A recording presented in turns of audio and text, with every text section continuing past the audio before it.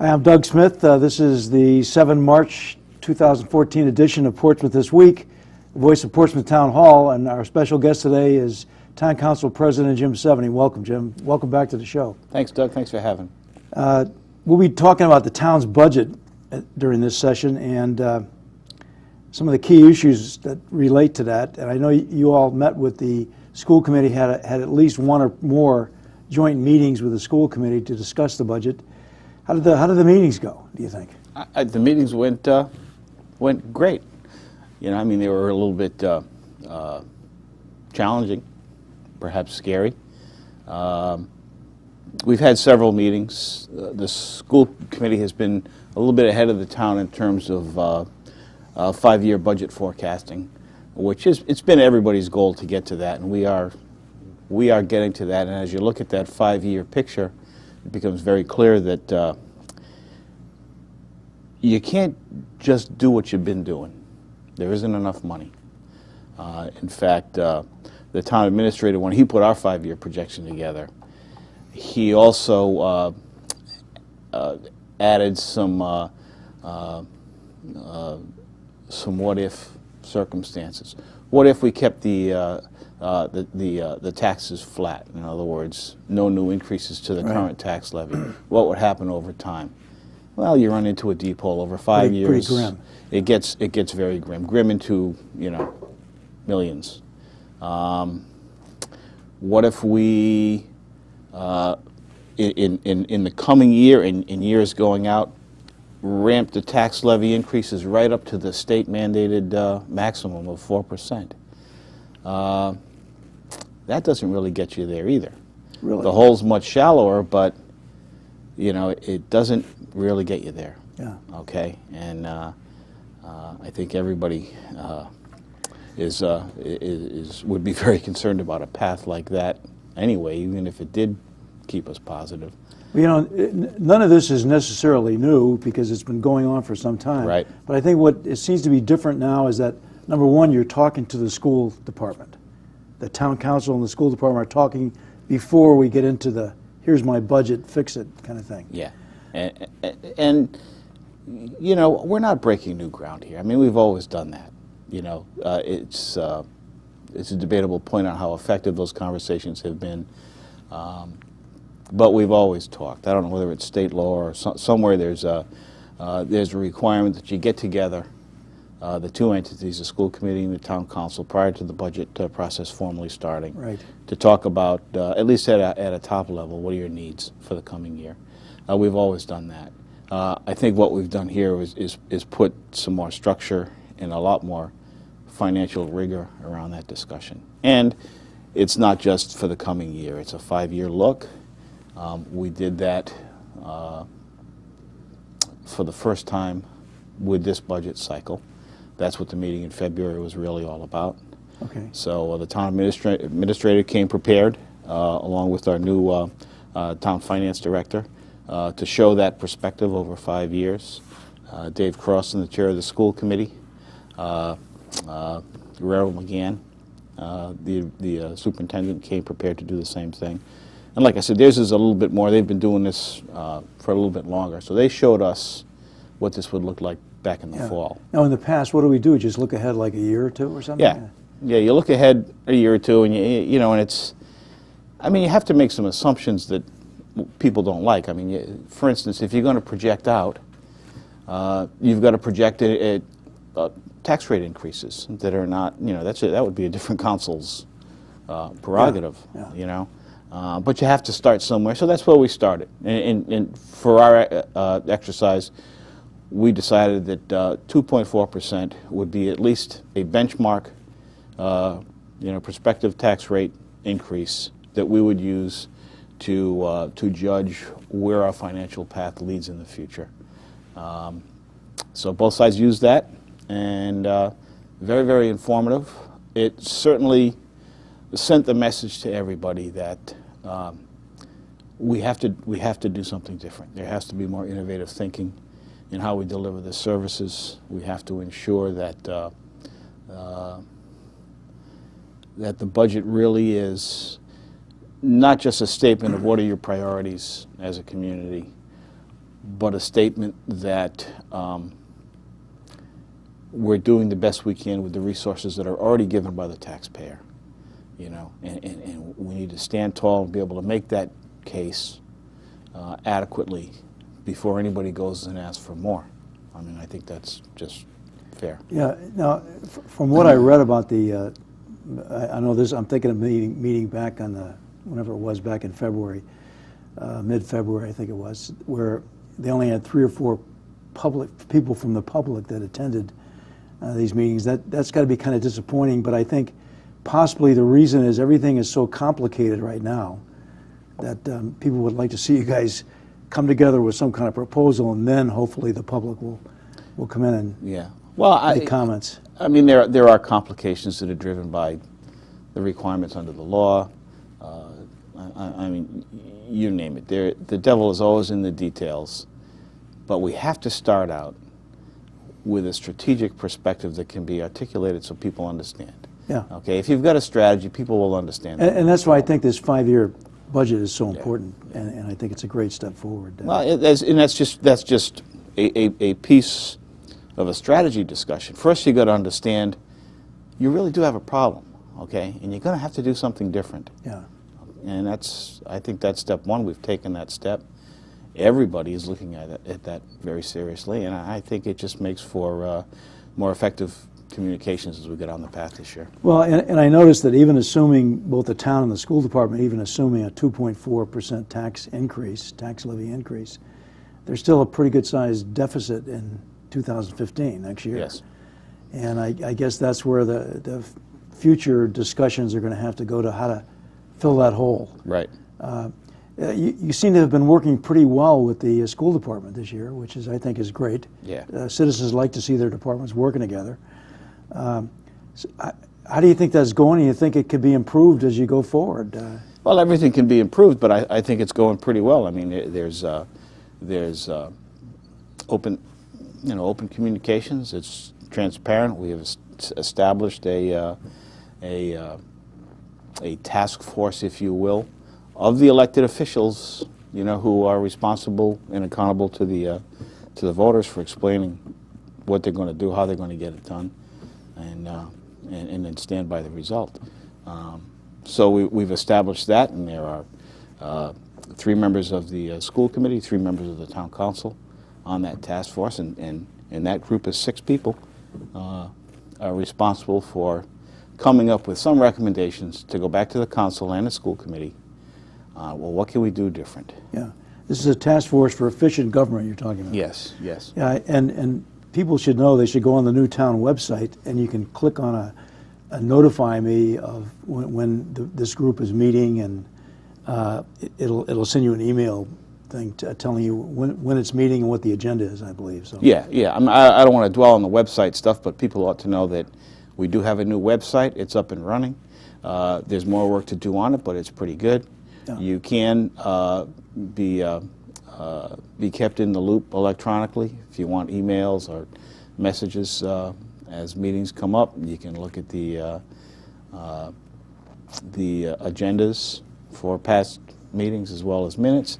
And what's new now is that you can look at the agenda for Monday night's meeting coming up, and there are links in that agenda, so you can look at the backup material as well. That's really great. And that's new for everybody, because prior to that, you'd have to go to the town clerk's office and ask to see it, and they'd give you a copy and you could look at it, but it's clumsy and it's inconvenient. So. Yeah. So how is that paperless thing working out for you? I know that was passed a few weeks ago, and it seems to make sense, but yeah, I mean, there's a money savings there. I mean, does it really move the needle? No, but we're in a circumstance where you got to kick over every stone. Yeah, and I think too, it's a philosophy that people have to get used to. That Yes. you don't need these big bulky things that you're going to throw in the trash. Some people have embraced it. Right out of the blocks. Others, not so fast. And I would think it makes it so much easier to provide, for example, the public the kind of information they would want going in. So. Well, like I said, they can see everything that the council is seeing. Okay, so you see the agenda, you know what's going to be discussed, but you can see the backup material and the details on what's driving those discussions, and I think that's great. Yeah. You have a new finance director, Jim Lathrop. Jim Lathrop, yeah. Can you tell me a little bit about him, his background? And Yeah, he's highly experienced guy in this business, in the school finance business. He comes from Westerly. In fact, we got to know him as we were exploring last fall how we could, take a look at consolidating finances between town and school. And he was one of the guys we went to talk to because he led the town of Westerly through that. And they have a consolidated finance function there, and he led it. oh, okay. Okay. Prior to that, he was the finance guy for a big school system over in New London, Connecticut. So he's certainly been around the block. He certainly has some of the practical experience in things that we're interested in seriously considering. He's a good guy, and he's already made a difference. I mean, he's only been with us, I don't even think a month. He's already made a difference. It's become apparent, certainly to Mr. Klimm and to me, that this gent knows what he's doing. Well, that's great because I think Dave Croston and certainly Barbara McGann, who I have an awful lot of respect for their credentials in the field, are amenable to looking at things like that. And I think if we could press forward, it would probably help out a lot. One of the issues that's always big, particularly in Rhode Island, but across the country, is the issue of pensions and pension reform. What are some of our problems in this area specific to Portsmouth? I mean, how well are we funded for this stuff? A 1 minute history is that once upon a time, a municipality either could or felt it could bear the risk of a long-term retirement pension obligation. And that risk really comes in how that fund is invested over time, right? Yeah. But over the last 20 years, the demographics change. Certainly the understanding and the appreciation for the risk associated with defined benefit plans have become more clear. And we dug ourselves into a hole. I said nearly every Just about every town in America. Yeah. So there we are, bearing the risk of offering a pension where that pension check is going to show up to that retiree month in and month out, regardless of the rest of the With cost of prevailing living economic increases, circumstances. And some of them have COLAs, and it's too much risk and it's too expensive to continue on that. And so now you're in a position where you're going to take something away from somebody who had a benefit, and boy, that's difficult. That's hard. It is. You're sending the wrong message to a person that's deserving, has worked hard, gave his working life to a municipal entity, and he's some portion of the way through his career, and now you're going to change the rules. Yeah, no, that's true, and I can understand entirely. But I think maybe a way around that is to, go ahead and fund the current retirees and the ones that are soon to retire, and make it kind of starting with the new batch coming in or something. There are ways to try to fix this. Yeah, and that's what we've done. I mean, there is a hybrid solution, that takes account for grandfathering certain people and all that, but it's still you got to be very careful with that. We had a pension review commission that looked at all that closely, came up with what they thought was the best path from an analytical perspective on what things cost and what the future would hold as those costs were driven out into that long future. And that's what the actuaries do. And when they looked at it, they came up with a hybrid plan, and that's what we have presented to the unions with varying degrees of success. We're most of the way there. The fire department did a great job. They said, hey, if you want us to do this, don't tell us how to do it. We'll go off and figure it out on our own. The union and the town shared resources in order to get the actuarial support they needed, and they came up with a great plan. It saves the town a lot of money. Sure. So we jumped on that, we made a contract, and we're good to go. DPW That took a little bit longer, but eventually they arrived at that same circumstance. They said, well, don't tell us how you're going to do this to us. Let us do it to ourselves, if you will. And they came back with something that saved a little bit more money than our approach had. So good for them, good for the town. So that's worked out. Town hall employees, same thing. They came on board. I think everybody clearly understands the problem. And now we're just going to work through with the police department, and we're doing that. We're going through the process. So everybody's done except the police, and that should be wrapping up in the next, I hope in the next month. Okay, and hopefully it's a way forward. Yeah. Oh, it'll be a way forward one way or another. Yeah. You know. Now, we hear about this pending state pension reform plan up there in Providence. Does that have an impact on us? I think it'll have a little impact, but not so much. Not so much that people are really concerned. I think if they roll back a little bit of what the original plan intended, there has to be some impact. But I don't think it. I think we'll be able to work through that. Okay, sounds good. Let me get back to that task force for efficient government for a minute. How often are they supposed to meet, and when are they going to start meeting? Or have they? Oh, we've already met. We had our first meeting first week in February. We basically took the 6 players. It's I am co-chairing it along with Dave Croston from the school committee. John Blaze, the vice president of the council, is on it. Tom Vadney, Keith Hamilton, and Fred Farber. So we decided to pick 3 things, split up into teams of 2, and go off and start looking at what changes can be made. And those 3 things are, for John and Tom, are looking at human resources and finance.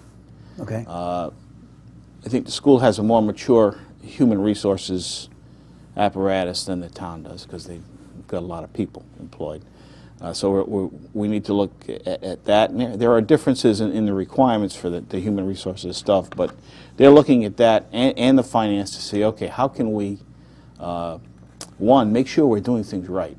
I mean, in this day and age, you know, if there's 10 things that can get you into legal trouble, 9 of them have something to do with human resources and how you treat people, okay? So we're looking at that very closely. We want to make sure we're doing things right. And the next is, okay, how do we make this more cost effective, you know? And part of that is, you know, and everyone needs to understand, and they will understand as we start meeting with the affected groups, which is coming shortly. Can we do what needs to be done with fewer people? You know, when people say that's the bottom line. When people say stuff like efficiency and consolidation and all that, it's can you get the job done with fewer resources? And that means fewer people. Yeah. So we'll see. Okay. Now, will you guys be posting your meeting minutes or anything online? Or oh yeah, that's everything. That's a requirement under the Open Meetings Act, okay. And everything's being done. That's great. That way. So the other things we're looking at, we're looking at IT. The school has a very robust IT apparatus in place, and the town has almost nothing. Yeah. So we're trying to figure that out too. We have to. We realize we have to provide some level of IT resource in town hall. It's always been just sort of a hit or miss. Right. Somebody does it in their spare time, kind of a deal. I'm familiar with it. Yeah. Yeah. So that you know, we've got to get past that, and we've got to get past that without spending any more money on it. In fact, spending less, and we believe there are ways to do that. Well, I know this. What we've talked about so far, sharing services within the town. It seems like Middletown and Portsmouth, they're trying to go at least a step further. Maybe they're jumping into things too fast. I don't know, but they seem to be talking about doing a lot of cross-town services. It might be things like HR, where you could have an island HR department or something. Right. Or I'm thinking even an island police fire dispatch or something would be possible. Right. Should we be looking at that stuff too? Should we be? Sure. I think it seems like we should be in the mix when Yeah. they start talking about this stuff. You know, and we are in those discussions. Remains to be seen what's going to really come of that. And you know, I like doing things in a stepwise fashion, and in my view, step one is get your internal house in order so that you can say, I think I'm doing this right and effectively. Now, if there's a step two that suggests a better, less costly answer, by going to Middletown or Newport or Tiverton or Bristol, well, that needs to be explored. Yeah. But first you figure out what you're doing. Yeah, absolutely. And particularly if you can, like as you say, do what you're doing in town to try to get Right. your own act Right. pretty much together. Yeah. It's just a lot of people think that an island that has something like 70,000 people on it is a fairly small. Why do we have 3 of everything? And I can understand that, but the reason we have it is because that's how we were raised. Yeah. We've always had it from day one. Yeah, you can't ignore the path that you've already traveled. Absolutely. So, and you want to consolidate. That's great. You got to take a look at condition of infrastructure. I mean, the devil really is in all those details. Absolutely. Yeah. And when someone's got infrastructure that's 100 years older than yours, so what do you do about that? Yeah. It requires some thought. I think we will go down those kinds of paths. And we already do it in many ways. I mean, for all intents and purposes, we do have a consolidated police and fire apparatus. Yeah, they're all connected. Yeah, if there's a fire in Portsmouth, the Portsmouth Fire Department is out of the garage and down there, lickety-split. Well, the next thing that happens is a fire truck from Middletown comes down to the Portsmouth garage and sits there in case there's a second fire, a second call that comes up. And that works great, and it's worked great for years. So the collaboration is there. We've just got to take it another step, at least explore another step on if the delivery of this service is effective, then how do we make it more cost effective? Yeah, it seems like people look at this, and as you say, it's all in the details. People look at this simplistically saying we can save money, but there's much more to it than saving money. You want to also continue a certain level of effectiveness of what these people are doing. You got to be able to do the job. That's right. That's the key thing. Last year, and that was the key conversation where we started, because we went quickly because there was an opportunity that we looked at and said, look, Dave Fauci, he's been a great finance director, worked for the town for 10 years, he's getting ready to take the big vacation. We're happy for him. Here's an opportunity. Yeah. Okay. Well, Chris Dario comes in, and he's a good guy, and I mean, he comes from big business and finance activities, CVS. Okay, I mean, this man knows what he's doing. But as he correctly points out, he says, "I know what I'm doing in one venue. I don't know another, and I don't know how quickly I can get there." Sure. And you still have all the details. Okay, the invoices have to go out, the bills have to come in, the payroll has to get actually produced. So we took a step back and said, okay, let's make sure we're thinking this through. Let's make sure that we have the right resources, because you cannot screw this stuff up. Okay, you can't have people missing a payday. You can't say whoops. You can't miss a state or a federally mandated report. Right. That hinges on money they've been giving you or plan on giving you in the future. So all that, and we're sifting through that, and that's part of the efficiency task force. Keith Hamilton and Fred Farber are. I'm sorry, that's Blaze and Vadney that are looking at those kinds of things. Hamilton and Farber, they're looking at public works, school maintenance, infrastructure upkeep. How do we do that better? How can we collaborate? Better, more effectively allocate resources that we're already paying for. Okay. Let me ask you something, even though I didn't write it down for you earlier, but one of the things that leaps out at you in the reports on these budget discussions you've held is the need for more revenue. What kind of areas are we looking at? I mean, I know things like mooring fees, it's not a lot of money, but it's a start, and we're going to look at all that. We're going to take a comprehensive review of all of the fees. Mooring fees came up because we were so far behind, and when I say behind, I don't really mean behind, I mean below the level of fees that are charged in similar communities around the area, you know, and rightly or wrongly, people view a mooring as a place to go and harvest some revenue, because if somebody wants a mooring, that's because they have a boat, which means They have money. they have the wherewithal to pay a decent fee. So whether that's the right perspective or not, I don't know, but it's a perspective, and we're sort of moving down that path. So we're going to look at fees.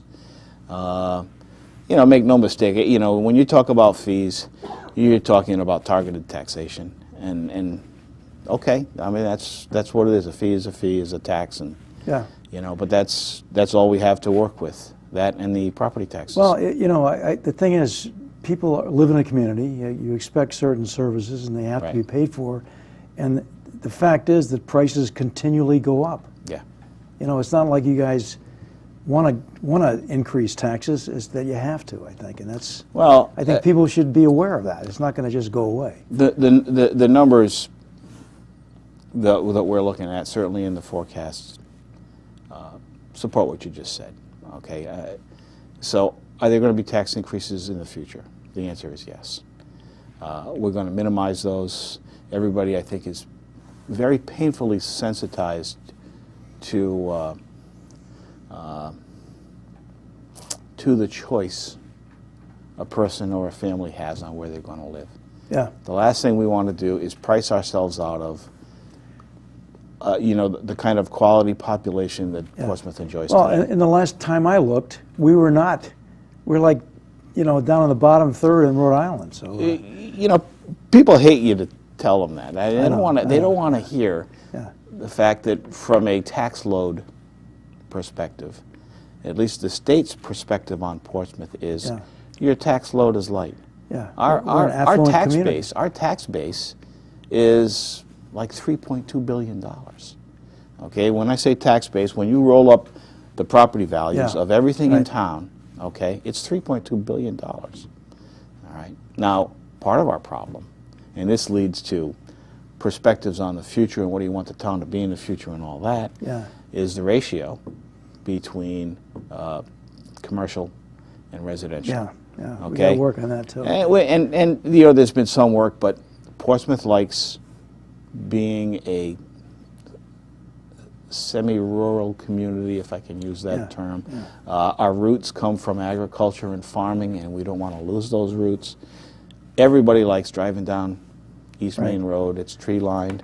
And then, you know, you can take a left down and go down Glen Road or down Sandy Point Road, you know, Wapping Road. The place is beautiful, and we want to keep it that way. Well, you know, I'm glad you brought up this idea, which many people say, you know, we're doing all this stuff. Our budget priorities should reflect the way we want to see the town. And we got like 30 seconds left, Jim, but how would you like to see Portsmouth evolve into the next 5 years? I mean, we've got. I think we have a good service package that we deliver to the taxpayer. Okay, public safety is pretty good. Education is excellent. Public Works is, you know, they're there all the time. You know, we get a huge amount of positive feedback on what Public Works does in the winter times and all, you know. And even when everybody else has a salt problem, Public Works doesn't here. Dave Keogh's on that job, and in fact, there was an editorial in the paper yesterday or this morning, I'm not sure. Portsmouth Times, I believe. Yeah. And then you get to the education, and that's sort of the cornerstone. Okay, that's why people come to the town. Okay, I have to end the program here because I could sit and talk with you for another half an hour on this. Okay. But thanks very much for coming on today. All right. Hope to see you again soon. It's Doug Smith signing off. Thank you.